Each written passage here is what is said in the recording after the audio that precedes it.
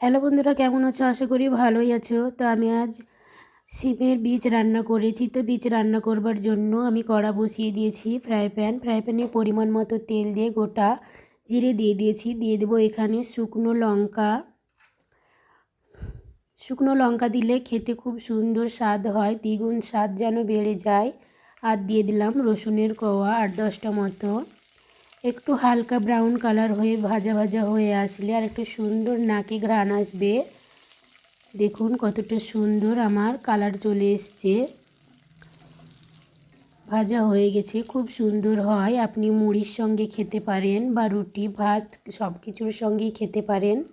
খুব ভালো লাগে এই সিমের বীজ ভাজা বা ভোনা বলতে পারেন। তো আমি এখানে দিয়ে দেব সিমের বীজ। আলু ছোট ছোট করে কেটে দিয়েছি আর সিমও কয়েকটা ছোট ছোট করে কেটে দিয়েছি। ভালো করে নাড়াচাড়া করে নেব। নাড়াচাড়া করে রসুন লঙ্কার সঙ্গে ভালো করে মিশিয়ে নেব। এখানে দিয়ে দেব এবার কাঁচা পেঁয়াজটা আমি কেটে রেখেছিলাম, সেটাই এখন এই পর্যায়ে দিলাম। আগে দিলাম না, এখন দিলে কিন্তু স্বাদটা আরও বেশি ভালো হয়।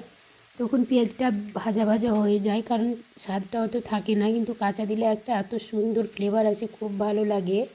তো দিয়ে দিলাম স্বাদ অনুযায়ী লবণ, হলুদ গুঁড়ো আর লঙ্কা গুঁড়ো দিয়ে দিলাম কালারের জন্য, কাশ্মীরি লাল লঙ্কা গুঁড়ো। তো ভালো করে নাড়াচাড়া করে মশলাগুলো মিশিয়ে নেব। আর অন্য কোনো রকম আমি মশলা দেবই না, এই মশলাগুলো দিয়ে রান্না করে নেব, খেতে খুব সুন্দর হবে। তো এখন আমি ঢাকা দিয়ে দেব 5 মিনিটের জন্য। 5 মিনিট পর আবারও ঢাকা খুলে আমি দেখে নেব যে কতটা আমার হয়েছে কি না এই পর্যায়ে।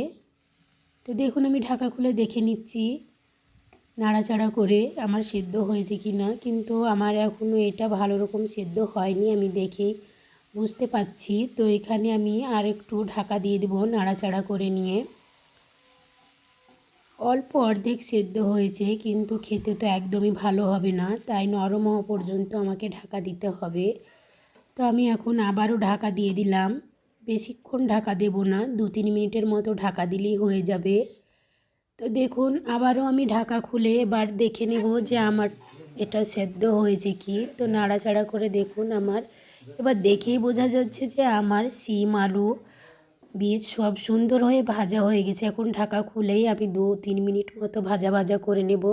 দেখুন কতটা সুন্দর কালার আর সুন্দর একটা ফ্লেভার আসছে। তো আমি একটা বাটিতে নামিয়ে নিয়েছি। তো দেখুন এটা আপনি মুড়ির সঙ্গে খেতে পারেন, সব থেকে কিন্তু মুড়ির সঙ্গে খেতেই খুব ভালো হয়।